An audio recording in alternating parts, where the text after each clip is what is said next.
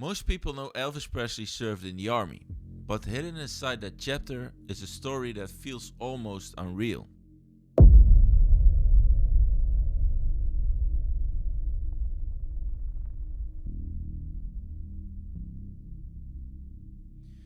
In June 1959, Elvis was not in Paris as the king of rock and roll, not as a movie star, and not as a performer.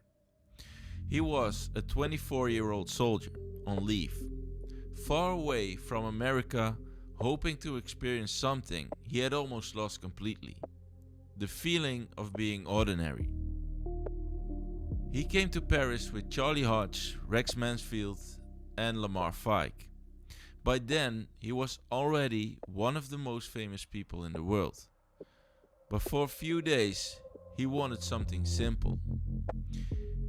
He wanted to walk through a city, sit in a cafe, watch a show, be with his friends, and maybe get lost in the crowd long enough to feel normal again. But that is the tension of this story.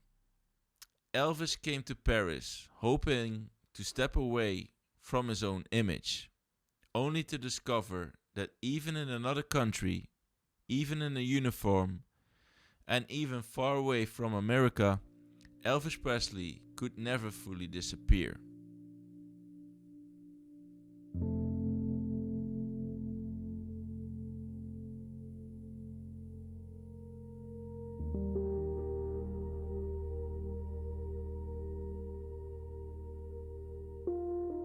The story begins quietly. Elvis and his friends arrived by train at the Gare de l'Est while it was still dark.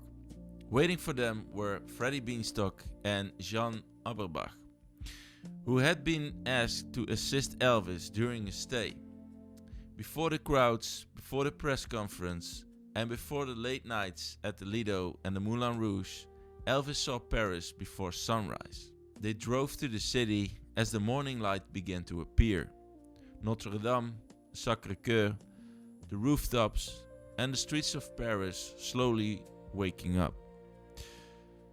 For a moment, there were no screaming fans, no reporters, no microphones, and no one demanding that Elvis become the version of himself the world expected. It was just a young soldier from the American South seeing Paris for the first time. According to one memory, Elvis looked at the beauty of the city and joked that they never had anything like this back in Tupelo. It is a small line, but it says a lot. Even after all the fame, all the noise, and everything he had already experienced, Elvis could still be amazed by the world. But that moment did not last long. Elvis and his group stayed at the Prince de Galles Hotel, close to the Champs-Élysées and the Arc de Triomphe. After settling in, Elvis wanted to do something that should have been simple. He wanted to take a walk. He stepped outside in his summer military uniform. Maybe the uniform made him feel less like a celebrity and more like one of the many American soldiers passing through Europe. Maybe he thought Paris would let him move differently.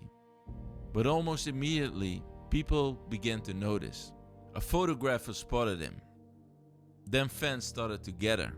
They wanted autographs, photographs, and a closer look at the most famous soldier in the world.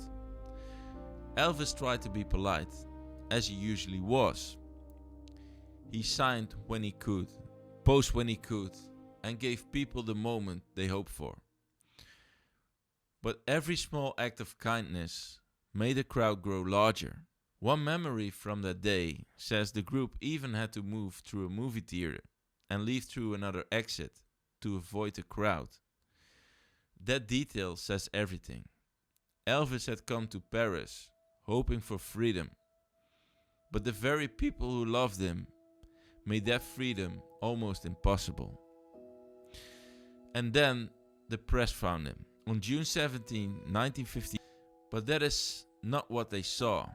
They saw a polite young man in a sharp suit, answering carefully, smiling when the moment called for it, and handling the room with surprising ease. What makes this moment fascinating is the contradiction. Away from the spotlight, Elvis could be one of the guys, but when the lights came on, he seemed to know exactly what the moment required. He could be serious, then playful, then relaxed, then careful again. Even when he tried to step away from the image, he still had that magnetism that made everyone look at him. During that press conference, Elvis was asked what he wanted to do in Paris. One remembered answer captures the heart of the whole story. He wanted to get lost in the crowd and have fun like a kid. That line is the key. Elvis was not trying to hide a scandal. He was not trying to create a mystery. He was trying to do something much more human. He was trying to enjoy a few days of life without the full weight of being Elvis Presley pressing down on him. After the press conference, Paris gave him something America rarely could.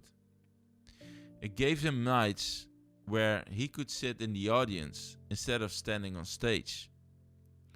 The Lido, Moulin Rouge, and other famous Paris venues became part of his experience in the city. But this should not be reduced to a cheap story about nightlife. The more interesting point is that Elvis entered a world of performers, dancers, musicians, and show people. And for once, he was not the main attraction. At the Lido, Elvis could sit at a table and watch a full Paris production unfold in front of him.